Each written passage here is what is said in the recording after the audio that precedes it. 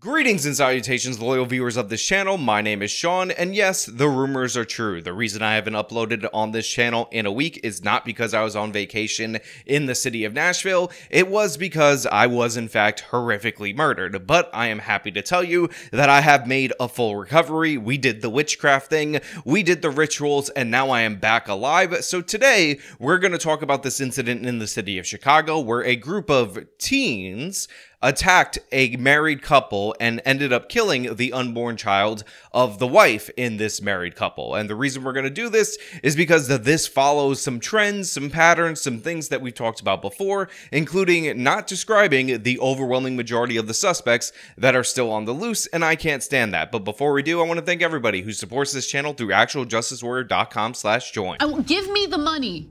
Give me the money. Okay. So a hot evening tonight downtown and in Streeterville, police are watching for trouble. This comes after a stunning violent attack on a couple walking home after a dinner date. The attackers were believed to be teenagers. So right off the top, this local news segment starts off by them saying that the police are watching out for trouble in and around this neighborhood after an absolutely stunning, an absolutely shocking attack on a married couple in this particular area. And this attack was perpetrated by our favorite group of criminals, and that of course is teens. The undescribed, unidentifiable, no greater feature that could help you understand who is behind this attack other than the fact that they were somewhere between the age of 13 and 19. Teens attack, teen terror, teen takeover, and all that, or as Brandon Johnson likes to call them, gatherings. That's not appropriate. We're not talking about mob actions. I didn't say that. Hold on a second, okay? Respectfully. These large gatherings. There was a gathering of urban youth in this particular area, and that ended up resulting in the attack of a married couple in their 40s, in which a pregnant woman was stomped out to the point where she lost her child. And no big deal, no reason to describe this situation. Not like multiple suspects are on the loose, and not like we have between 10 and 50 people who remain uncaptured in this situation. Not going to see any surveillance video. We're just going to hear about those gosh darn teens. Teenagers, teen problems, teen angst. That's really what's going on. It's like an episode of Degrassi. I don't know if you guys are aware of this, which depicts the struggles of Canadian teenagers in their weirdo performative arts school where everybody has a hobby connected to the school, like a play or something. That's what's going on in the city of Chicago. Degrassi, Next Generation, Netflix edition, on the streets. The family, they tell me that they don't believe the motive here was robbery. In fact, they weren't robbed for anything. What they did tell me is as these kids were attacking them, they yelled out that they own the streets. The family, they don't want to be identified, but they do want people to be warned that these teen gatherings can turn violent really quickly. So one of the things that I absolutely cannot stand whenever we're covering stories like this is the fact that the Democratic Party or Democratic Party officials will put out the official line, the official new label for a problem that has existed for a long time, because you know one of the best ways to never address a problem is just to rename it something innocuous. And right here we have somebody in the media repeating the nonsense from Brandon Johnson, who was outraged that people referred to these teen takeovers as mob-like activity. Not appropriate. We're not talking about mob actions. I didn't say that. Hold on a second, okay? Respectfully. These large gatherings. Just hold on a second, y'all. I promise you, we have time to talk. It's important that we speak of these dynamics in an appropriate way.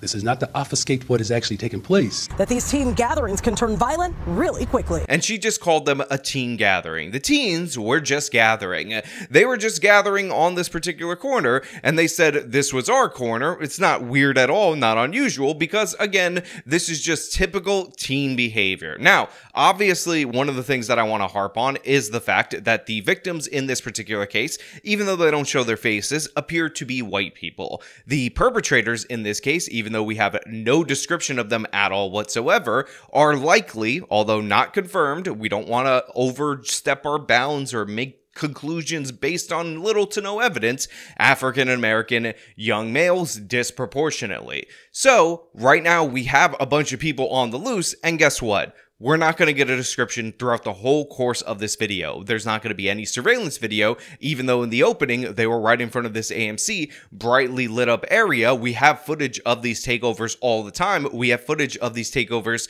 from the teens themselves all the time, but for some reason in this particular story, even though again they have 2 arrests out of potentially 50 attackers, we're still not going to get a description of any of those potentially 50 attackers. Now, some reports say as high as 10, but again, 50 is what is described in this local news segment. Please, we're just trying to go home to our kid. Leave us alone.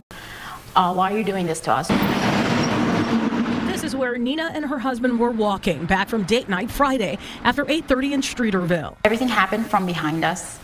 First, someone approached him and hit his head. Do you think there are surveillance cameras anywhere around here? Do you think that is accessible? Do you think that the police have that surveillance footage? Why is that footage not being released? Again, just ask yourself, major metropolitan area, city of Chicago, we've seen footage from these areas before.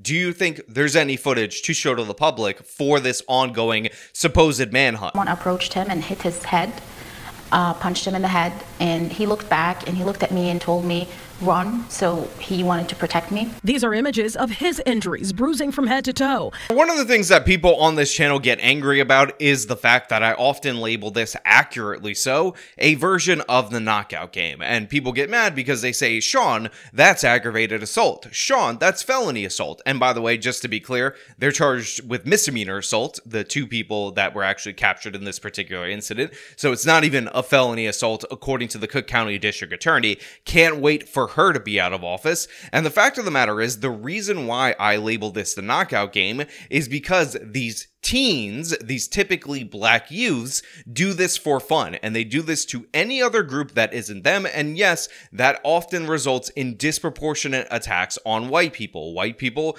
that are, again, well above the age of these teens. In this case, you have a 40-year-old married couple just walking home from a date night on what is a brightly lit up street right by an AMC, surveilled everywhere, and all of a sudden, in this large group of absolute cowards, they decide that they're going to sucker punch the male in the group. The attackers then unleashed their rage on Nina. Another lady came to me and dragged me through my hair, with my hair on the ground. I start screaming. She start pepper spraying me right in the face, in the eyes.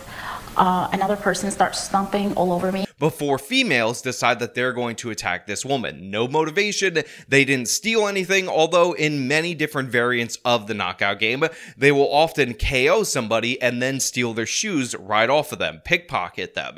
It's absolutely disgusting, terrible behavior, but in reality, in the city of Chicago, what they find disgusting is when you point it out, and when you compare these kids who are in a mob doing a mob-style attack to mob-style attackers, because, oh my god, they're not Al Capone.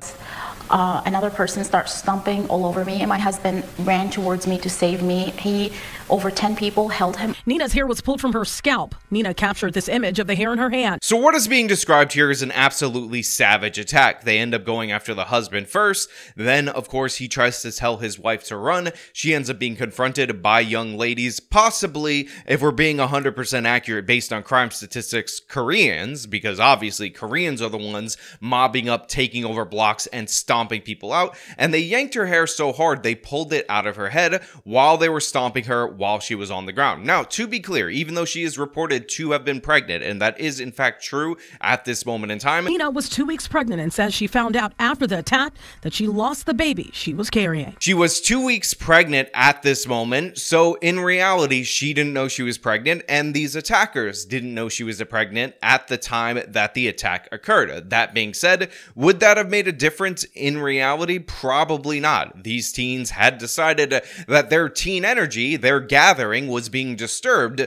by these potentially evil white racists, because they were evil, white, and racist going into this territory, and they decided that they were going to attack them based on that. And again, this appears to be done for fun, which is why I talk about the knockout game, because what is important about the knockout game is that the attackers see it as a game, they see it as entertainment, and that's what appears to be what happened right here, again, with these teens, these teenagers. Again, most important descriptor right here, 50 people on the loose, no surveillance video being shown, is the fact that they're teenagers. So if you happen to find a girl between 13 and 19, no description needed, turn them over to the police because I'm sure there's an ongoing investigation into these teenagers. Police arrived at Grand and McClure. The crowd started running, many hopping this fence. 2 teens were arrested and charged, a 17-year-old girl and a 14-year-old boy. The teens aren't in police custody. Alderman Brian Hopkins says the teens shouldn't be able to get away with this. We're asking the state's attorney to consider upgrading those charges to felony charges resulting in great bodily harm. Both victims suffered extensive injuries, and the medical examination is ongoing. So like I said, they ended up charging misdemeanors in this particular case. Both of the suspects are on the loose.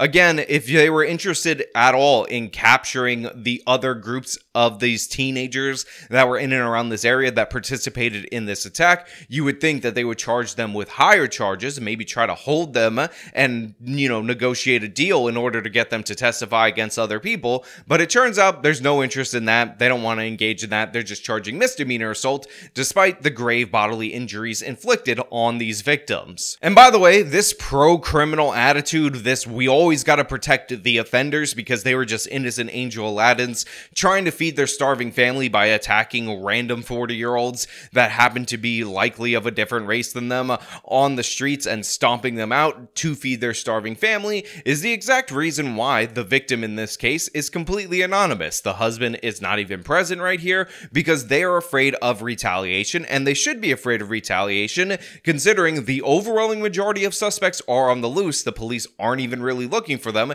They're not showing us surveillance video of these particular attackers so we could even have a chance of identifying them. They're not even really describing them. And on top of that, the people that they did arrest, the people that were too slow to get away, guess what? They're released already. They're back on the streets already. So these victims have to look over their shoulder for these potential attackers to occur again. And by the way, we probably, if we had any reporters that were interested in looking into the history of the 2 people that were arrested, have likely repeat criminal offenders right here. So yeah, this is what's going on in the city of Chicago. And by the way, by the numbers, these style of attacks are actually up, not down. So according to the Daily Mail, aggravated battery is actually up 20% in the year to date compared to the same period of time in 2021, while robberies are up 38% and thefts are up 77%. So right here we have actually an increase in crimes in this particular area, but there's another little bit of a factoid that you guys might find interesting,